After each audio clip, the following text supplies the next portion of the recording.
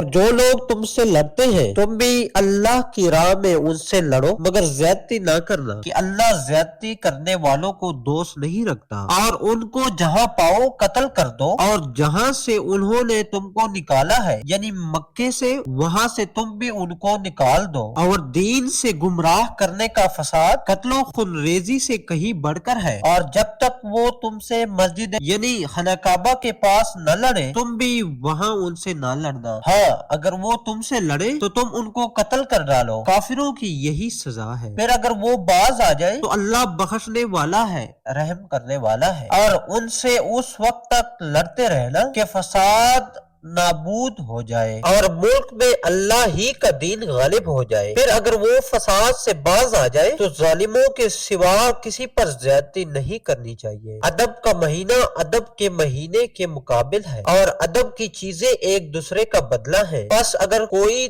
تم پر زیادتی کرے تو جیسی زیادتی وہ تم پر کرے ویسی ہی تم اس پر کرو، اور اللہ سے ڈرتے رہو اور جان رکھو کہ اللہ ڈرنے والوں کے ساتھ ہے، اور اللہ کی راہ میں مال خرچ کرو اور اپنے آپ کو ہلاکت میں نہ ڈالو، اور نیکی کرو، بے شک اللہ نیکی کرنے والوں کو دوست رکھتا ہے، اور اللہ کی خوشنودی کے لیے حج اور عمرے کو پورا کرو، اور اگر راستے میں روک لیے جاؤ تو جیسی قربانی میسر ہو کر دو، اور جب تک قربانی اپنے مقام پر نہ پہنچ جائے سر نہ منڈواؤ، اور اگر کوئی تم میں بیمار ہو یا اس کے سر میں کسی طرح کی تکلیف ہو تو اگر وہ سر منڈا لے تو اس کے بدلے روزے رکھے یا صدقہ دے یا قربانی کرے، پھر جب تکلیف دور ہو کر تم مطمئن ہو جاؤ تو جو تم میں حج کے وقت تک عمرے سے فائدہ اٹھانا چاہے وہ جیسی قربانی میسر ہو کرے، اور جس کو قربانی نہ ملے وہ 3 روزے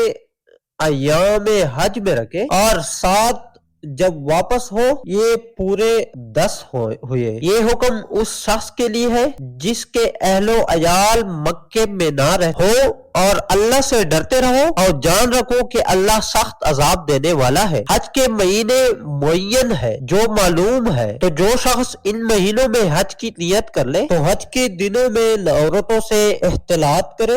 نہ کوئی برا کام کرے اور نہ کسی سے جھگڑے، اور جو نیک کام تم کرو گے وہ اللہ کو معلوم ہو جائے گا، اور زاد راہ یعنی رستے کا خرچ ساتھ لے جاؤ کیونکہ بہترین زاد راہ پرہیزگاری ہے، اور اے اہل عقل مجھ ہی سے ڈرتے رہو۔ اس کا تمہیں کچھ گناہ نہیں کہ حج کے دنوں میں بذریعہ تجارت اپنے پروردگار سے روزی طلب کرو، اور جب عرفات سے واپس ہونے لگو تو مشعر حرام یعنی مزدلفہ میں اللہ کا ذکر کرو، اور اس طرح ذکر کرو جس طرح اس نے تم کو سکھایا، اور اس سے بیشتر تم لوگ ان طریقوں سے محض ناواقف تھے۔ پھر جہاں سے اور لوگ واپس ہو وہیں سے تم بھی واپس ہو، اور اللہ سے بخشش مانگو، بے شک اللہ بخشنے والا ہے، رحمت کرنے والا ہے۔